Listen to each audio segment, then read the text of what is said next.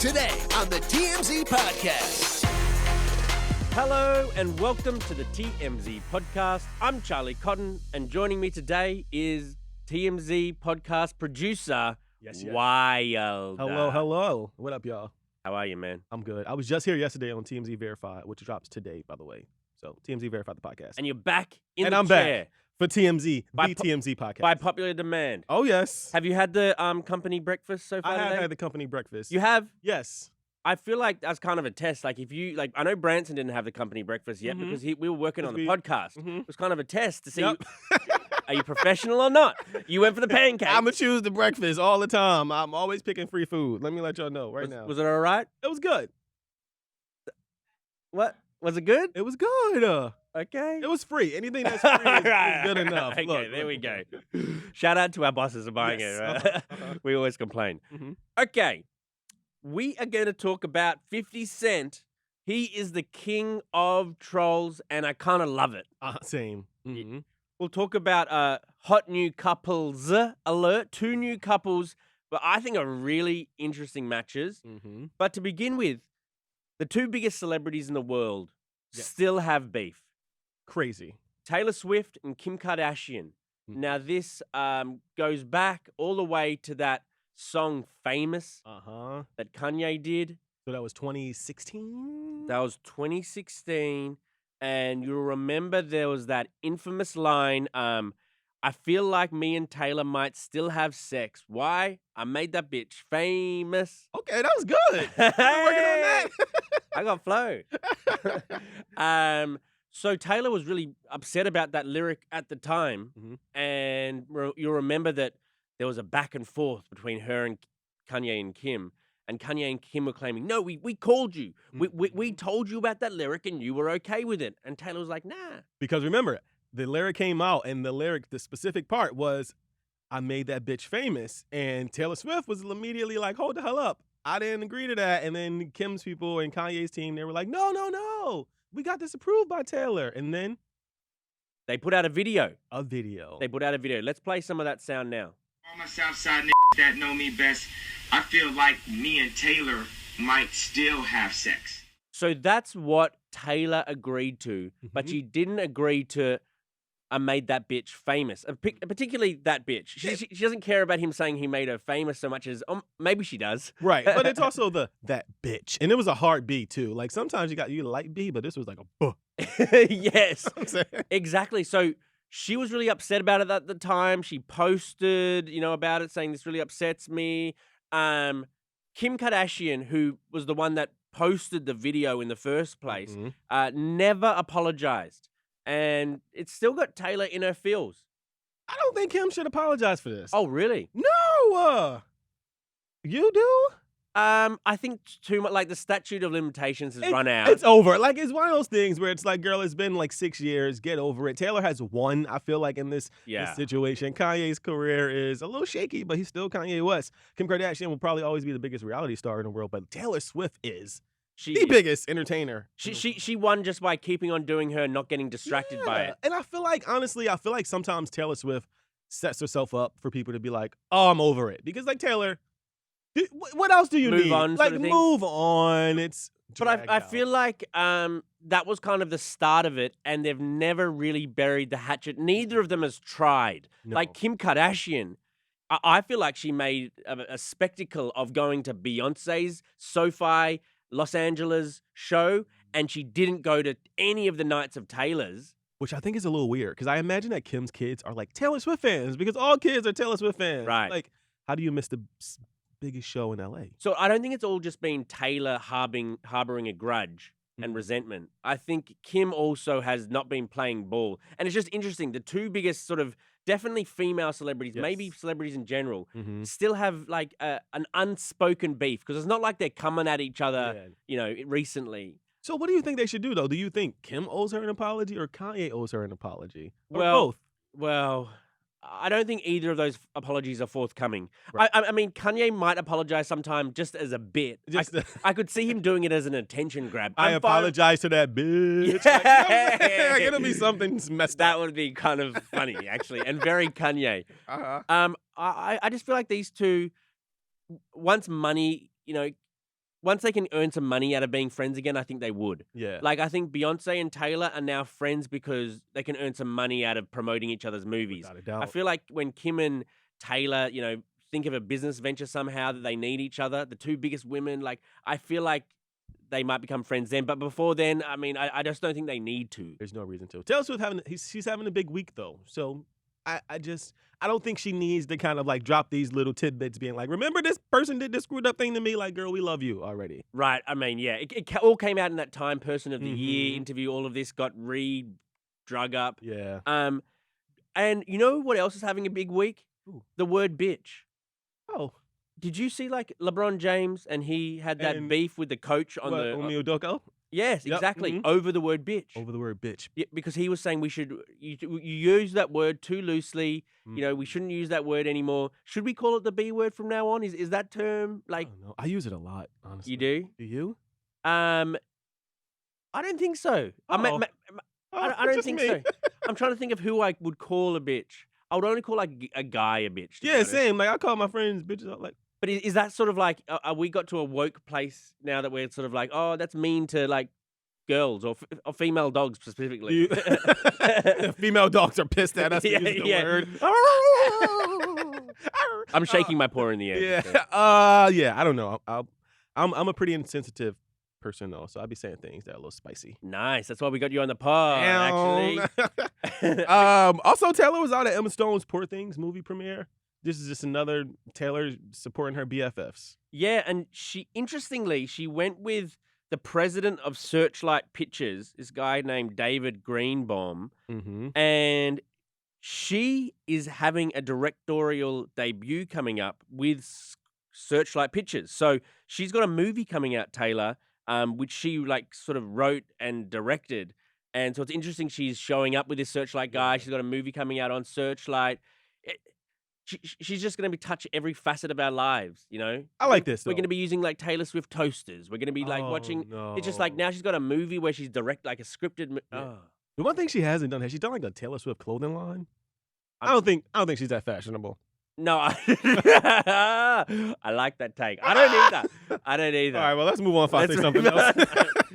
Okay. 50 Cent is undefeated, man, at trolling. Nobody's safe. Nobody's safe. Like, 50 Cent now, that's kind of his brand, more than sort of musician or, I mean, he makes TV shows too, but he's mainly a career troll now, and he's so good at it. Well, this time, he's coming at Diddy. Him and Diddy have had beef from eons. Yes. But now he's coming at Diddy because in the wake of all of these sort of sexual assault allegations, 50 is making a movie about it, a documentary about Diddy, and he just said yesterday that he's going to donate all the proceeds of the movie to sexual assault victims. That's one of the things about 50 Cent, though. It's like, because he does really, like, foul, inappropriate things, and then he goes, but wait, I'm giving the money to charity. So it's like, I'm making Surviving Diddy doc, but I'm going to give all the money to charity. It's like Peter Pan. Sort of thing. Or Robin Hood. Robin Hood, not Peter Pan. Robin Hood. They're the same, I don't know. Yeah, same Robin kind Hood. of green outfit. But like, same hat. He's going to, like, screw with Diddy, and then he's going to give the money to charity. I like this, though, but I do feel like Diddy may be a little bit surprised by 50's recent trolling because for a while, it seemed like Diddy and 50 Cent were cool. So, like, if you know anything about this drama between the two of them, no one knows what really started it. Oh, really? But it seems like for a while, 50 was just taking these subliminal shots at Diddy, kind of like throwing jabs at his sexuality. Oh, really? Oh, yeah, no. Anytime Diddy's, like, photographed with someone, it was, Lil Baby was at the Michael Rubin party recently, like the big all-white party this year. And then 50, like, posted a photo of Diddy and Lil Baby, and he goes, this is exactly why I don't go to those Diddy parties. Like, it's right. He always tries to, like, throw little jabs at Diddy, but 2018, it seemed like the two of them were, like, cool. So I don't know where 50's recent, like, hatred comes from, but he ain't letting up no time soon. No, not at all. And it's interesting him doing this movie, and, I mean, he's already started posting teasing clips from it, where you got Mark Curry's in the documentary talking about how Diddy used to have, these bottle of vodkas are normal. These bottle of vodkas are spiked. And so his guys would hand out the spiked bottle of vodkas to the girls, allegedly. And so he's already posted this teaser clip as like, what is to come? And the reason I think it's a smart sort of troll is that if Diddy were to sort of sue 50 Cent for defamation. Then he'd have to. Then he'd have to, like, all of his record would have to come out. Everything would come out. He'd have to go, okay, well, then go through all of my things then. So he doesn't want that. So you can't really say anything's defamation. Otherwise, you open yourself up. Because now you have to explain why all these things are defamatory and if they're not. Yeah. And honestly, I feel like regardless, it's one of those things where I don't know if Diddy has a leg to stand on in this race. Like, I think that unfortunately, not unfortunately, but I think that in a situation like this, it's almost as if he has to not take it, but like there's nothing else he can do. There's nothing. You can't really fight these things. Well, he did release in a statement to TMZ. He did release a statement. Why is he? That's the way he's fighting it. He's saying enough's enough. He's denying all the allegations, saying it's a money grab. Exactly what you'd expect. That's what you'd expect. That's what someone would do in a situation. But again, you can't really open up the door and kind of file any legal things back without doing, like you said, opening up the floodgates and now having to explain your entire history. Which no one likes doing. No one wants to do that because I did some things back in my day. Not like creepy, but like, you know what I'm saying? You don't want everything out. Yeah, I don't want all the everything. dirty laundry. Yeah, no. Do you think all of this just like decimates Diddy's legacy? Or is it going to be fine? Sadly, I think so. Wow. I don't know if this is the end for Diddy. He might have to take like just a step back from the public eye. But yeah, I think this might be a big blow. Yeah, absolutely. I agree. Okay, on to our final story. We got two hot new couple alerts all the way from London to Joshua Tree. Okay. Okay. I like what you did there. You like that? Specifically because of the wordplay with the Joshua. Because Joshua, one of the guys we're talking about is Joshua Jackson. Is hand in hand with Lupita Nyong'o in Joshua Tree. And this is just like bizarre on so many levels. You explain. So Lupita Nyong'o was dating this guy. I forgot her boyfriend's name. His name is Saul Mesicala or something. Recently, she was dating this guy. Recently, for a while, she was dating this dude. He was not like a super public figure. He was kind of a private person.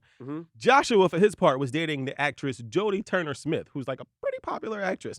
Joshua was married to Jodie. Lupita was dating this guy for some time. Lupita split from her boyfriend around the same time that Jodie and Joshua divorced. Wow. Weeks later, we saw Lupita and Joshua. They were at I think it was a movie or a premiere together. Yeah, it was a concert. It was a concert. And they were like, oh, we're just friends. We've been friends for some time. They're just friends. And at that point, Lupita went on her Instagram and deleted all like the records, all of her history with her ex-boyfriend was just like wiped as you do. Yep. And then recently, these two, Lupita and Josh, were spotted at Gelson's, was it? Or it was some Air One, even fancier, even bougie. Yeah. But they did this big secret thing where Lupita tried to hide in the passenger seat. They entered and exit the grocery store separately. It's like, come on, guys. If you're doing all that, then you're really trying to hide the relationship. But the next day, to be in Joshua Tree, hand in hand, let me tell you something, Wyld. Tell me something. There are no paparazzis in Joshua Tree. Not one. Not a single one. So do you think that they set it up? Yeah. You think there's a paparazzi going around Joshua Tree? In the middle of the desert, just taking pictures of cactus, and then once in a while you get lucky. You get lucky and it's Joshua. Yeah, I mean, it's just like, yeah, they set it up, clearly fake.